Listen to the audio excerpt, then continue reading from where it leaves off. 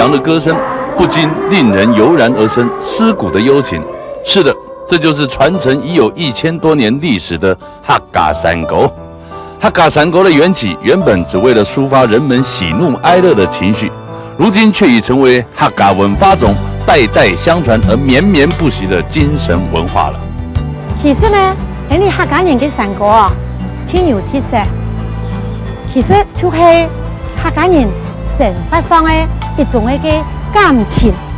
佢按樣想就按樣唱出來，一頭做事，佢就一頭唱山歌，安尼就較唔會缺喲。客家山歌啊，有老山歌，含個山歌子，含個平板，含個小調，還會教學生嘅唱平板，平板學生嘅就較愛唱。也較接觸，和學生嘅較喜歡唱嘅呢，就是小調，客家小調，就像天公落水啊、桃花開啊、唱船跳啊，像這些呢，我哋小朋友唱嘅，就是小調嘅部分，一頭唱山歌，一頭本地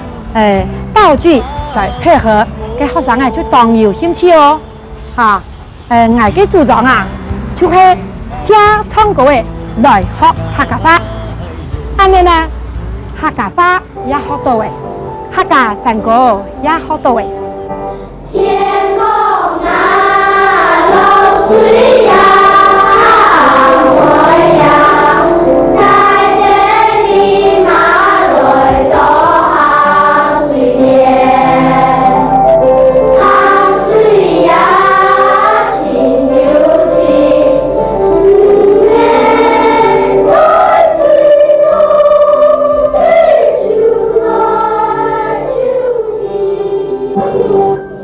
用的想就用的唱出来，这即兴的创作就是客家山歌最大的特色之一。在新建苗栗头份国小的生活教育中，能融入客家山歌的教唱之余，令人庆幸的看到客家文化的薪火相传。希望这些小朋友们能在客家山歌的教唱之中，体认到乐天知命的客家人，因为有了山歌而充分展现出我们浓郁的生活情感。更因此丰富了我们的生命。随遇而安的客家人，借着即兴唱出的山歌，不但传递着我们对生活、对大自然，甚至对你我的关爱之外，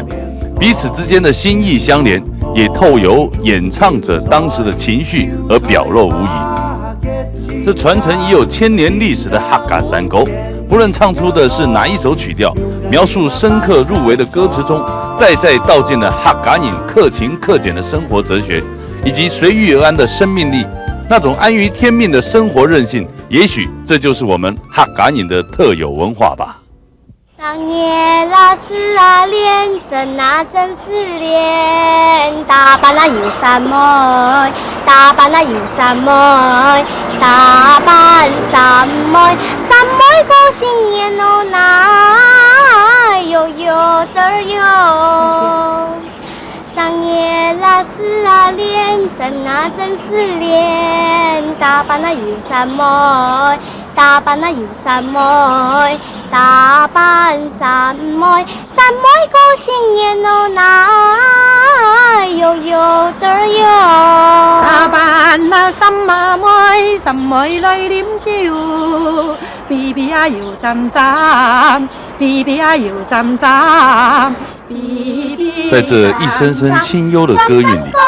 经由着山歌交唱的传承中，我看到我们客家文化绵绵情谊的新传。